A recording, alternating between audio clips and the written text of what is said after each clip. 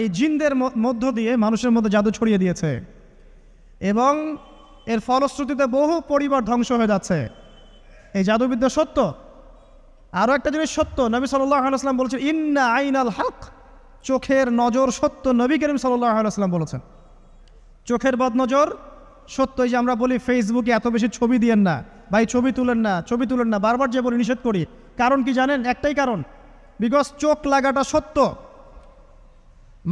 মানুষের চোখ লাগে, এই কথা শুনলে অনেক মজুমদাররা হাসবে না? কথা বুঝতে পারেন নাই? কিন্তু এটা সত্য, কারণ নবী করিম সাল্লাল্লাহু আলাইহি ওয়াসাল্লাম যা বলেছেন সাদাকাল্লাহু ওয়া সাদাকা রাসূলুহুল কারীম, নবী যা বলেছেন, আল্লাহ যা বলেছেন চিরায়ত সত্য, এর বাইরে কোনো সত্য আছে? আচ্ছা দেখেন, আমি বললাম যে জাদুবিদ্যা সত্য। এই জাদুবিদ্যার চর্চা মানুষ করে, এখনও করে, এবং এই জাদু দিয়ে মানুষের ক্ষতি করার জন্যে জিনের প্রয়োজন হয়, দুষ্ট জিন।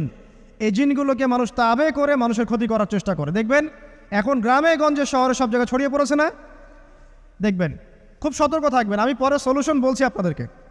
আরেকটা বলেছি, নবী সাল্লাল্লাহু আলাইহি ওয়াসাল্লাম বলেছেন চোখের বদনজর এমন সত্য যে একটা উটকে এই রান্নার ডেকচির মধ্যে ঢুকাই ফেলতে পারে। মানে একটা উট খুব সুন্দর ভালো, আপনি দেখছেন মাশাআল্লাহ বলেন নাই, নজর লেগেছে, উটটা মারা গেছে, দেন তারপর তাকে জবাই করে খেয়ে ফেলতে হয়েছে। একজন সাহাবী গোসল করছিলেন, গোসল, এটা হাদিস সহিহ, এই যে আলেম ওলামা যারা আছেন তারা জানেন যে এই হাদিস সহিহ। একজন সাহাবী গোসল করছেন, তার গায়ের চামড়াটা খুব সুন্দর ছিল, একদম স্কিনটা অনেক সুন্দর থাকে না এমন কিছু মানুষ? আচ্ছা, এখন আরেকজন সাহাবী এই গোসল দেখছেন দূর থেকে, দেখে বলছেন যে কি চমৎকার তার শরীরের রংটা, যেন কুমারী নারীর মতো, অনেকটা এমন একটা কথা তিনি বলেছিলেন। সাথে সাথে এই সাহাবী অজ্ঞান হয়ে পড়ে গেছে। কোন সাহাবী? যিনি গোসল করছিলেন। এটার আপনি কোনো ব্যাখ্যা দিতে পারবেন না তো, এখানে কোনো সায়েন্স দিয়ে বা মেডিকেল সায়েন্স দিয়ে আপনি কোনো ব্যাখ্যা করতে পারবেন না। একটা ব্যাখ্যা দিতে পারেন, কিন্তু কেন সেটা হলো সেটা আপনি অ্যান্সার খুঁজে পাবেন না। তো নবী সাল্লাল্লাহু আলাইহি ওয়াসাল্লামের কাছে নিয়ে যাওয়া হলো তাকে। তিনি বললেন যে এই ব্যক্তির ব্যাপারে কি কেউ ভালো মন্দ কিছু বলেছিল? তখন একজন সাহাবী বলেন হ্যাঁ, অমুকে বলেছে এর স্কিনটা অনেক সুন্দর, তো ওকে ডেকে নিয়ে আসুন। ওকে ডেকে আনা হলো। ডেকে আনার পর নবীজি তাকে অনেক শাসালেন, তোমরা তোমাদের ভাইদেরকে কি মেরে ফেলতে চাও?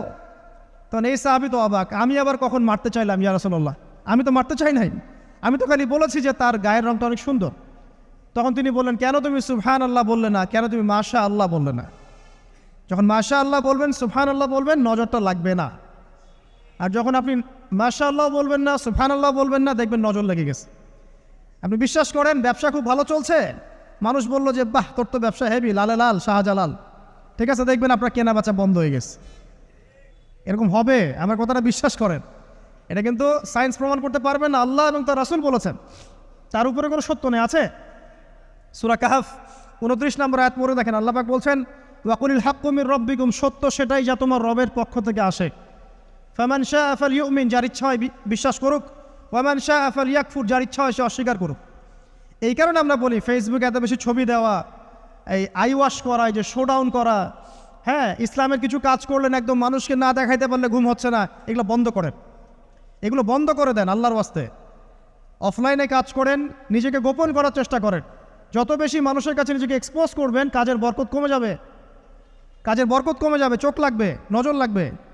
এবং চোখ লাগা বদ নজরে বহু আলেম আস্তে আস্তে মাঠ থেকে মাইনাস হয়ে গেছে না? যায় নাই? এখন কি আলেমদের সংখ্যা বেশি না কম? যত দিন যাবে আলেমের সংখ্যা আরও কমে যাবে। নবীজি বলেছেন আলেমদের সংখ্যা কমতে থাকবে, মানুষ জাহেলদেরকে আলেম বানিয়ে নেবে। তো প্রিয় ভাইরা, জাদুবিদ্যা সত্য, চোখের বদনজর সত্য, রাতের এই অনিষ্টগুলো সত্য, রাতের বেলা অনেক ক্ষতি আছে। এই জন্য নবীজি বলছেন বাচ্চাদেরকে বাইরে বের করো না, এবং তোমরাও রাত যখন গভীর হবে তখন এদিক ওদিক ঘোরাফেরা করো না। দেখবেন রাত যত গভীর হয় আমাদের শহরগুলো তত জীবিত হয়, তাই না? তাই না? রাত যত গভীর হচ্ছে শহর তত জীবিত হয়। চায়ের দোকানে আড্ডা বেশি, ওই সিনেমা দেখছে, টিভি দেখছে, ক্যারাম খেলছে, লুডো খেলছে, ঘুম নাই। ঘুম কখন? ফজরের আগে আগে। ফজরের নামাজ কিন্তু নাই, ফজরের ঠিক আগে আগে আবার ওই যে জোহরের নামাজের সঙ্গে উঠতেছে। এখন আমাকে বলেন এরকম জেনারেশনকে দিয়ে কি আসলে ইসলামের কোনো খেদমত হবে? আচ্ছা, নবীজি রাতের বেলা আর্লি ঘুমাতেন। আল্লাহ পাক আমাদের সবাইকে তাড়াতাড়ি ঘুমানোর তৌফিক দান করুন। হ্যাঁ, আপনি ইলম চর্চা করলে রাত জেগে থাকতে পারেন, আপনি যদি জ্ঞান চর্চা করেন রাত জাগতে পারেন, আপনি কোনো গবেষণা করছেন, নামাজ পড়ছেন বা কোরআন হিফজ করছেন, আপনি রাতের আর্লি উঠবেন, এটা আলাদা বিষয়। কিন্তু কমনভাবে আমাদের এই যে ফেসবুক, ইউটিউবিং ইত্যাদিতে আমরা লিপ্ত থাকি, সারা রাতটা কাটাই আড্ডাবাজি করে, এগুলো বন্ধ করতে হবে। এগুলো বন্ধ না করলে ফিজিক্যালি আমরা মানে সুস্বাস্থ্যের অধিকারী হতে পারবো না। সারা দিনটা আমাদের একটা কি বলবো অলসতার ভাবে যাবে এবং দিনের বেলা কাজগুলো ব্যাহত হবে। এতে করে আমাদের উম্মার এই পুরো বড় যে তরুণ প্রজন্ম আছে এদেরকে আপনি সম্পদে পরিণত করতে পারবেন না। তাই এই সিস্টেমটা চেঞ্জ করা দরকার। নবীজি রাতের বেলা এই সূরা বাকারার শেষে 3টা আয়াত তেলাওয়াত করতেন। আমরা করবো ইনশাআল্লাহ। ইনশাআল্লাহ। আরেকটা আমল বলে দেই, নবী করিম সাল্লাল্লাহু আলাইহি ওয়াসাল্লাম রাতের বেলা সূরা মুলক তেলাওয়াত করতেন। কোন সূরা? এটা কোন সূরা? তাবারাকাল্লাযী বিয়াদিহিল মুলক। কয়টা আয়াত আছে? 30টা আয়াত আছে। নবীজি বলেছেন সাল্লাল্লাহু আলাইহি ওয়াসাল্লাম যে এই সূরা আপনাকে কবরের আযাব থেকে বাঁচাবে ইনশাআল্লাহ। কবরের আযাব থেকে তো ভাই বাঁচা খুব সহজ নাকি? আমাদের মধ্যে এমন কেউ নাই, শোনেন, আমাদের মধ্যে এমন কেউ নাই আলেম জালেম মুফতি মুহাদ্দিস রাজনৈতিক নেতা পলিটিশিয়ান বিরোধী দল জাতি তারপরে যে সরকার দল যে আছে না কেন কবরের শাস্তি ফেস করবেন এমন একটা মানুষ নাই, কেউ নাই পৃথিবীতে। এই যে আপনি দেখছেন ওই যে কি ইসরায়েলের প্রধানমন্ত্রী, ওই রাশিয়ার প্রধানমন্ত্রী, ওই চায়নার সভ্যতা, পশ্চিমা সভ্যতা, এমন কেউ নাই পৃথিবীতে এখন যাকে কবরের শাস্তি ভোগ করতে হবে না। আছে? সবচেয়ে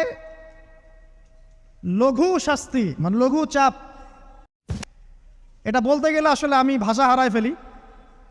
তারপরে বলছি আল্লাহ পাক আমাদের সবাইকে হেফাজত করুন, আমিন। একজন সাহাবীর নাম সাদ বিন মুয়াজ। কি নাম? নবী করিম সাল্লাল্লাহু আলাইহি ওয়াসাল্লামের সাথে একদম ডান হাত হয়ে যুদ্ধ করেছেন দীর্ঘদিন। বদর তিনি বীর সেনা, উহুদের বীর সেনা, ঠিক আছে। খন্দকের যুদ্ধেও বীর বিক্রমে যুদ্ধ করেছেন। তিনি আনসার সাহাবী, একদম মদিনার নেতা সাহাবী। সব সাহাবী কিন্তু একরকম নন, কেউ ছিলেন নেতৃস্থানীয় সাহাবী, তিনি ছিলেন একজন নেতৃস্থানীয় সাহাবী, ঠিক আছে। সাদ বিন মুয়াজ নবী করিম সাল্লাল্লাহু আলাইহি ওয়াসাল্লাম এত ভালোবাসতেন, তাকে এত ভালোবাসতেন যে তাকে নিজের মনে করতেন যে সাদ বিন মুয়াজ আনসাররা আমার নিজের। চারটাখানি কথা। এই সাহাবীর খন্দকের যুদ্ধে এই যে হাতের এই দিকে সম্ভবত হাতের এই রগের মধ্যে একটা তীর এসে লাগে এখানে, এবং তীরটা তিনি বের করতে গিয়ে রক্তটা ছিঁড়ে যায়। এরপর ফিনকি দিয়ে রক্ত বের হওয়া শুরু হয়। চিকিৎসা করে করে রক্ত বন্ধ করা যায় নাই, এবং এই রক্তের প্রবাহিত রক্তেই আল্লাহর ইচ্ছায় তিনি শাহাদাত বরণ করেন, তিনি ইন্তেকাল করেন। নবী করিম সাল্লাল্লাহু আলাইহি ওয়াসাল্লাম প্রচণ্ড ব্যথিত হন, মানে মনটা তার খুব নরম হয়ে যায় সাদ বিন মুয়াজ রাদিয়াল্লাহু আনহুর জন্য। তো এই সাহাবীর যখন জানাজার নামাজ পড়ানো হচ্ছে, নবীজি বলছেন 70,000 ফেরেশতা তার নামাজে অংশ নিয়েছে। আর এই সাহাবীকে যখন কবরে শোয়ানো হয়েছে, নবী করিম সাল্লাল্লাহু আলাইহি ওয়াসাল্লাম পরে জানিয়েছেন কবরের যে মৃদু চাপ, সাদ বিন মুয়াজ রাদিয়াল্লাহু আনহুর কবরেও সেই মৃদু চাপ দেওয়া হয়েছে। আমি কি বুঝাতে পারলাম ভাই? আমাদের কোনো দাম আছে এখনকার পলিটিশিয়ানদের কোনো দাম আছে?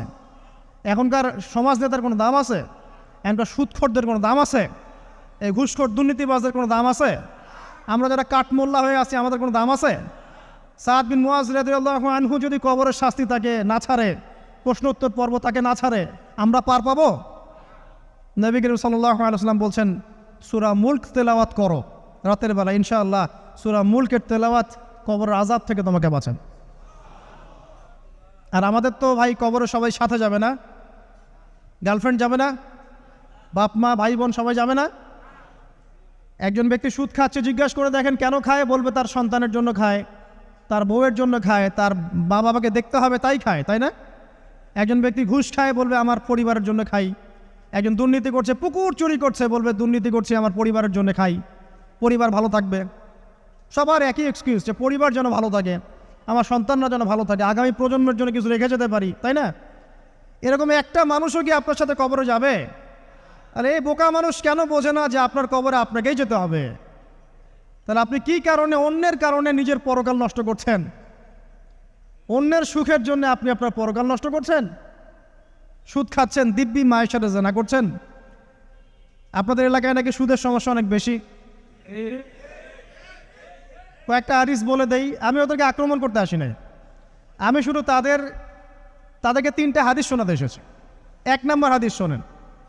আল্লাহর নবী মুহাম্মদ সাল্লাল্লাহু আলাইহি ওয়াসাল্লাম বলেছেন সুদের পাপের 73টা শাখা আছে। কয়টা? কোনো হাদিসে 70টাও আছে, কোনো হাদিসে 73টা আছে।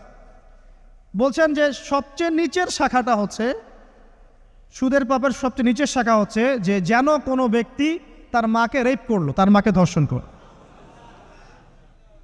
1 দিরহাম যে ব্যক্তি সুদ খায়, সহিহ বুখারীতে আরেকটা হাদিস এসেছে, সে যেন 36টা মেয়েকে ধর্ষণ করলো।